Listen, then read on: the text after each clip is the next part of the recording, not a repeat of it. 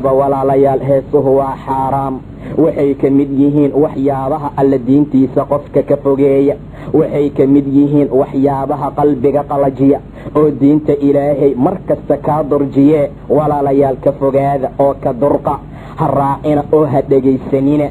rasuulka sallallahu calayhi wasallam wax badan ayuu dadka uga digay. war heesaha dhegaysigoodu waa shay aad iyo aad u foolxumo ah, waa shay dhibaato badan oo rabbigeen noo diiday. war diinteenna inaan raacnaa nala amray. aayadaha qur'aanka inaan ku dadaburno, oon raacno, oon aqrino, oon ku qushuucno, indhaheena ay biyo uga soo qubtaan.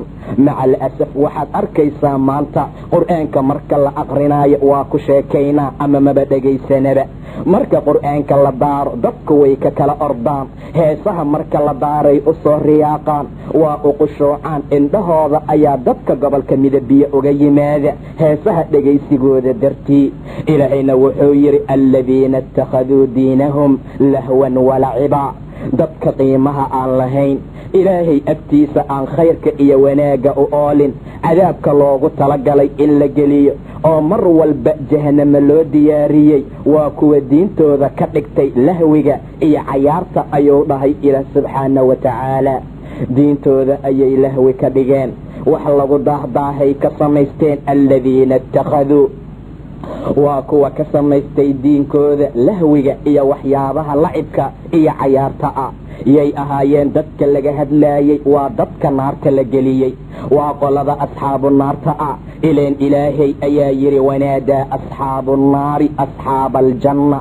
dadka asxaabu naarta ah ee naarta asxaabta u noqday waxay u soo naadinayaan dadka jannada ku jira.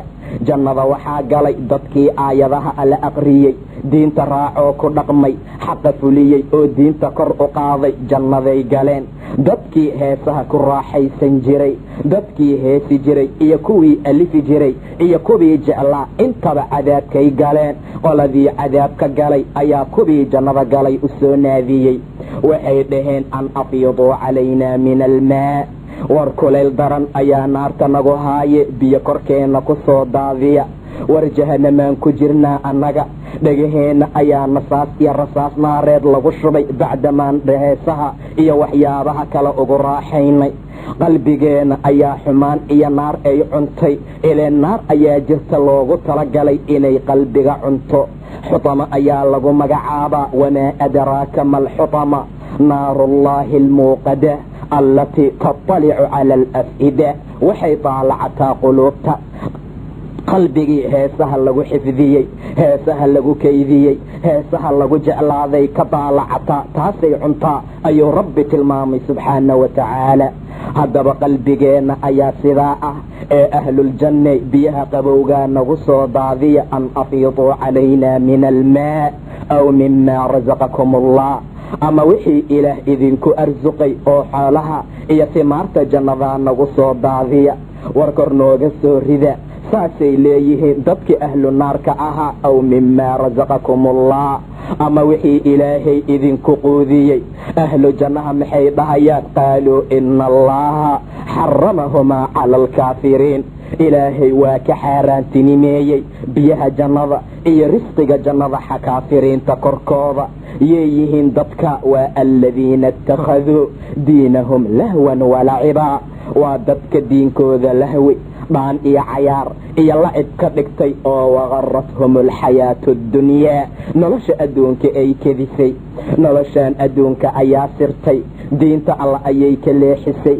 xumaanta ayay u soo bambaxeen. heesaha ayay jeclaadeen. riwaayadahay camireen oo masaajidaday qaraabiyeen. qalbigooda diin alla laga tirtiray oo heese laga buuxiyey. waqarathum alxayaatu addunyaa.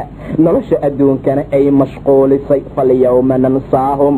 maanta waa iloobaynaa ayuu dhahay ilaah subxaana wa tacaala. cadaabkaa lagu hilmaamaa. kamaa nasuu liqaa'a yawmihim haadaa. say u iloobeen maalintaan la kulankeeda. maalintaan in lala kulmaayo ayay inkireen, ayay iloobeen. say u hilmaameen diinteena ayaan maanta cadaabka ugu iloobaynaa. iyo wamaa kaanuu biaayaatinaa yajxaduun. ahaashihii ay ahaayeen kuwa aayaadkeenna inkira ayuu yidhi ilaah subxaana wa tacaala.